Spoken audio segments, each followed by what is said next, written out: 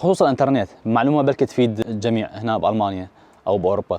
السلام عليكم شباب، شو اخباركم؟ ان شاء الله بخير. احنا بالمانيا بلش عندنا الانترنت الضوئي اللي يسموه بالالماني جلاس فازا، خطوط ضوئيه منفصله عن الخطوط العاديه.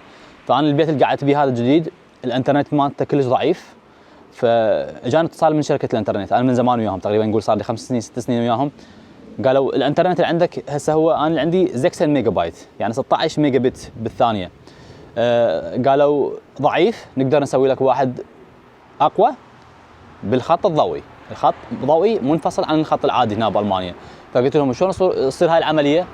قالوا نحفر لك الخط الضوئي ونمد لك للبيت في حال سويت ويانا عقد جديد سنتين. قلت لهم هو انا صار لي وياكم هواي يعني 5 سنين. قالوا اي بس سوي ويانا عقد جديد سنتين، وهذا الاتعاب والتكاليف مال الحفر والمد مال الخط الضوئي الجديد احنا نتكفل مسؤوليته في حال سويت سنتين. فهي الموظفه سوت لي عرض زين والله، يعني سنه ادفع 10 يورو وبعدين 35 يورو.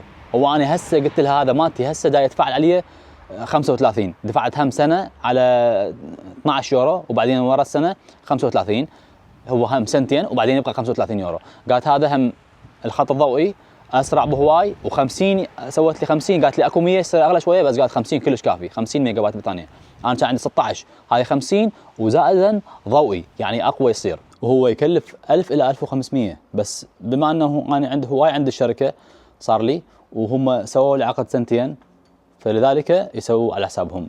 وانا بشركه اينس اند اينس. بس شباب هذا مو اعلان، انا من زمان ويا الشركه، فهاي الحاله صارت وياي وحبيت اشرحها لكم عسى وعل تفيد اللي ساكنين بالمانيا. حفروا هنا الخط الضوئي، ربطوه ودخلوه بالحائط، لان هذا الحائط مال البلديه ما يصير يقيسوه، فمن جو الحائط حفروا، وبعدين جابوه منا ووصلوا لي الكيبل لهنا.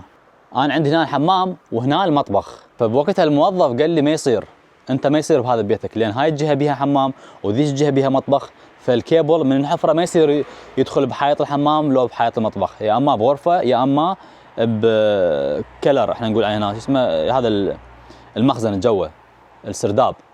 فقلت له يابا خلينا نفكرها شويه، لان الانترنت عندي ضعيف، فمن الحمام ومن المطبخ ما يصير. فقلت له فوق الحمام ندخله على الصاله مال الطابق الثاني.